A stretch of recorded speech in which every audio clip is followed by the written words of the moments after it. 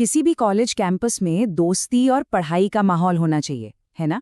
लेकिन सोचिए, क्या हो अगर वहीं पर किसी की जाति, उसकी पहचान पर हावी होने लगे। आज हम यूनिवर्सिटी ग्रांट्स कमीशन यानी यूजीसी के कुछ ऐसे ही नए नियमों की पड़ताल करने वाले हैं। ये वो नियम हैं जो दावा तो करते हैं कैंपस से जातिगत भेदभाव को जड़ से खत्म करने का, लेकिन कुछ लोगों के लिए ये एक काला कानून बन गए हैं। तो चलिए इस पूरे मामले की तह तक चलते हैं, समझते हैं कि ये नियम आखिर हैं क्या, इन्हें लाने की जरूरत ही क्यों पड़ी, और सबसे बड़ा सवाल, जो कानून भेदभाव को मिटाने के लिए बनाया गया, आखिर उसी पर इतना जबरदस्त बवाल क्यों मचा है। ठीक है, तो सबसे पहले ये समझते हैं कि इन नियमों की बनावट कैसी है।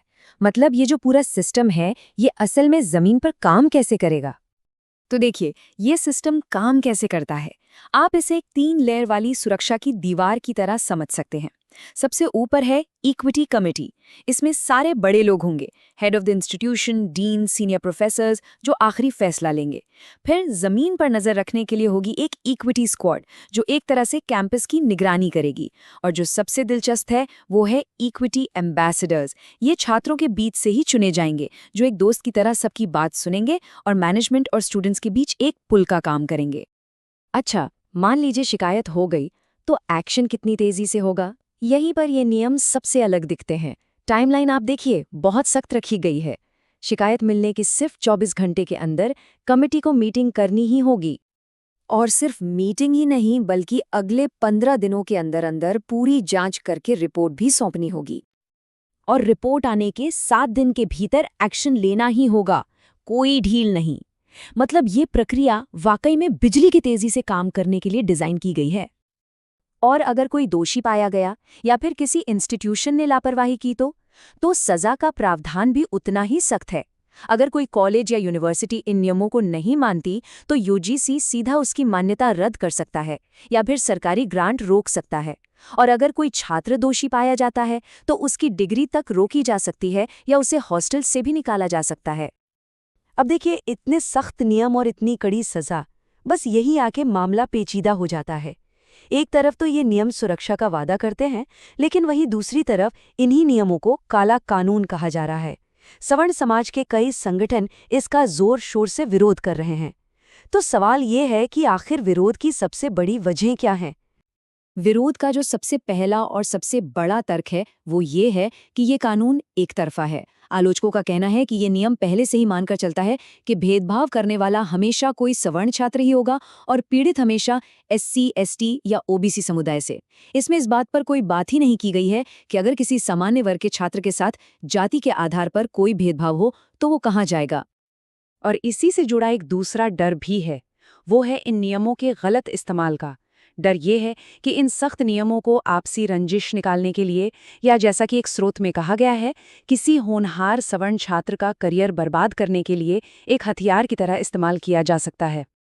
अब ये शायद विरोध का सबसे तकनीकी और विवादित बिंदु है, अप्रत्यक्ष भेदभाव। इसे एक उदाहरण से समझते हैं। मान लीजिए एक प्रोफेसर क्लास में मजाक में कहता है, अरे तुम लोग तो रिजर्वेशन से आए हो, तुम्हें ज्यादा मेहनत करनी होगी। हो सकता है उसका इरादा किसी को नीचा दिखाना ना हो, लेकिन एक दलित छात्र के लिए ये बात बहुत चुभने वाली हो सकती है। इन नए नियमों के तहत छात्र की भावना ज्यादा मायने रखेगी, प्रोफेसर का इरादा नहीं। और इन सब के अलावा एक और बड़ी चिंता है कैंपस के माहौल को लेकर। चौथा और आखिरी बड़ा डर है कैंपस में विभाजन का। आशंका ये जताई जा रही है कि ये नियम छात्रों को जोड़ने की बजाय उन्हें एससी, एसटी, ओबीसी बनाम सवर्ण इन खेमों में बांट देंगे, जिससे कैंपस का पूरा माहौल ही जहरीला हो सकता है। तो ये तो हुई विरोध की बातें, लेकिन जो लोग इन नियमों के पक्ष में हैं वो इन गंभीर चिंताओं को कैसे देखते हैं। आखिर उनके पास इन बातों का क्या जवाब है। जो पहली आपत्ति थी कि सवर्णों को उसमें शामिल क्यों नहीं किया गया, इसके जवाब में समर्थक विमेन सेल का एक बहुत दिलचस्प उदाहरण देते हैं। उनका तर्क है कि देखिए, जैसे महिलाओं की सुरक्षा के लिए बने सेल पुरुषों की शिकायतें नहीं लेते। क्यों? क्योंकि सामाजिक और ऐतिहासिक रूप से महिलाएं उत्पीड़न का शिकार रही हैं। वो कहते हैं कि ठीक उसी तरह जाति व्यवस्था में एससी, एसटी और ओबीसी समुदाय ऐतिहासिक रूप से पीड़ित पक्ष रहा है। इसलिए यह कानून विशेष रूप से उनकी सुरक्षा के लिए बनाया गया है। ये एक सकारात्मक कार्रवाई है, भेदभाव नहीं। लेकिन उस दुरुपयोग वाले डर का क्या, वो तो एक वास्तविक चिंता लगती है। इस पर समर्थकों का जवाब बिल्कुल दो टूक है। वो पूछते हैं कि देश का ऐसा कौन सा कानून है जिसका दुरुपयोग नहीं हो सकता? तो क्या इस डर से हम पीड़ितों को सुरक्षा देना ही बंद कर दें? वो कमिटी के ढांचे की तरफ भी इशारा करते हैं, जिसमें वाइस चांसलर और डीन जैसे सीनियर लोग बैठे हैं, और उनसे ये उम्मीद की जाती है कि वो किसी भी झूठी शिकायत को पहली नज़र में ही पहचान लेंगे। और क्या वाकई भेदभाव इतना फैला हुआ है कि ऐसे खास कानून की जरूरत पड़ गई? इस पर समर्थक कुछ आंकड़े सामने रखते हैं। एक स्रोत के मुताबिक आज भी विश्वविद्यालयों में 97% प्रोफेसर्स सवर्ण जातियों से आते हैं। तो उनका तर्क ये है कि जब सत्ता और अधिकार का ढांचा ऐसा है तो भेदभाव की संभावना तो हमेशा बनी ही रहती है। तो सवाल ये उठता है कि अचानक इतने कड़े नियमों की जरूरत क्यों पड़ गई? देखिए, इसे अचानक कहना शायद सही नहीं होगा। ये कई सालों से सुलग रही एक आग का नतीजा है। हमारे सभी स्रोतों में 2 नाम बार बार सामने आते हैं, 2 कहानियां जो इस कानून की नींव में हैं। 2016 में रोहित वेमुला, जिन्होंने अपने आखिरी खत में लिखा था, मेरा जन्म ही एक घातक दुर्घटना थी, और फिर 2019 में डॉक्टर पायल तड़वी की आत्महत्या, जिनके सीनियर्स पर जाति के आधार पर उन्हें प्रताड़ित करने के गंभीर आरोप लगे थे।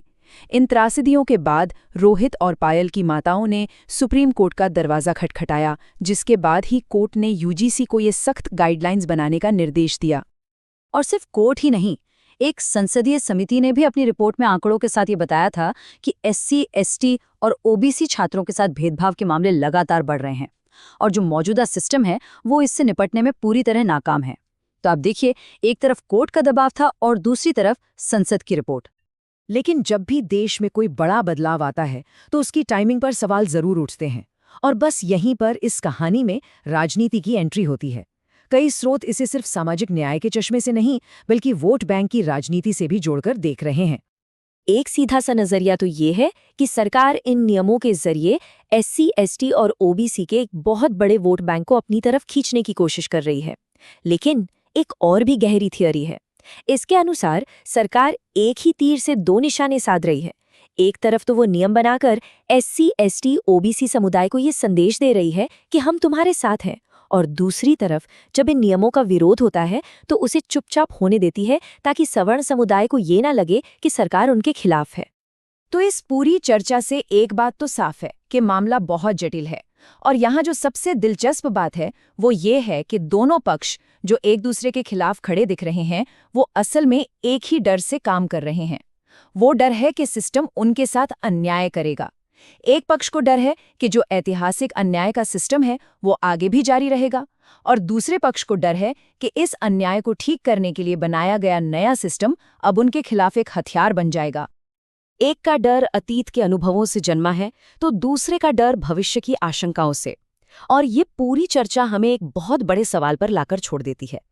क्या हम ऐसा कोई सिस्टम बना सकते हैं जो एक समूह को सुरक्षा का एहसास दे, बिना दूसरे समूह के मन में असुरक्षा का डर पैदा किए? शायद असली चुनौती कानून बनाने में है ही नहीं, बल्कि भरोसा बनाने में है।